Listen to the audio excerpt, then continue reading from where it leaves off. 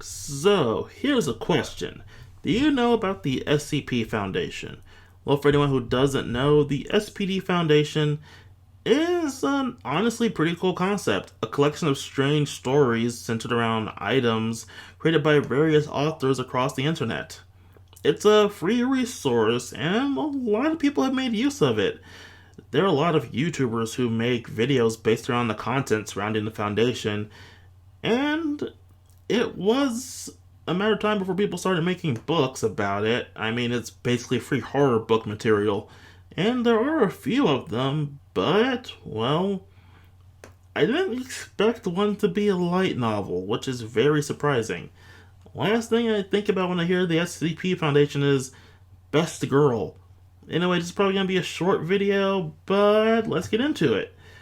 The story of this light novel, this one being SCP Foundation Iris to the Looking Glass, so it continues the trend of light novels having long ass titles, but this one isn't as self explanatory as most other ones. This is the story of an unnamed young man, which is setting off red flags because we never see his eyes.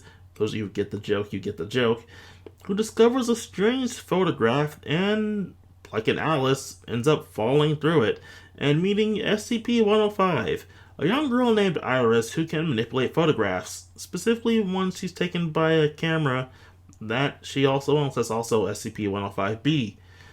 And, well, he finds himself in the SCP Foundation, and given his strange arrival in the middle of a highly secure, almost military facility, it's quick that he's labeled an SCP and contained alongside Iris, as he's investigated to find out what exactly he is, how he got there, and what he's doing.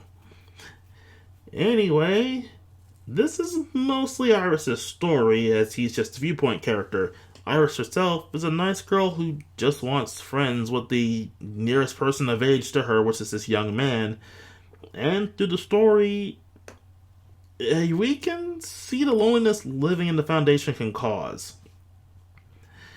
The story basically from here becomes an almost slice of life tale about life in the Foundation, with Iris showing the MC around as he experiences a bunch of SCPs, some deadly, some simple, such as the infinite pizza box or the mysterious coffee machine. Some of the lighter SCP tales. The story itself follows a pretty simple standard formula. The boy and Iris go off as Iris shows him a cool new SCP, or he happens upon an SCP, and the story explains said SCP in the context of what's going on around them at the moment, such as an interview and them wanting infinite pizza, or a mysterious coffee machine and stuff like that. It's a pretty simple and light little story, and it's enjoyable in its own way. The story isn't the biggest thing, but seeing the life of the SCP Foundation is a pretty enjoyable thing. At least it's interesting in its own way, seeing how living in this unique environment can affect people or how they change because of the uniqueness of their environment. For most of the entries, we only focus on the horror or experimentations around the Foundation, so having a short little slice of life story is different. But hey, I'll take it. But of course, they have to focus on some of the more deadly SCPs at points, and they do pull it off with some of the more deadly SCP encounters. Now, with such a light story, I honestly have no idea if there's going to be a second volume. I don't even know how well this one sold. I only bought it on a whim because it was pretty cheap, and SCP Foundation stuff is normally kind of interesting.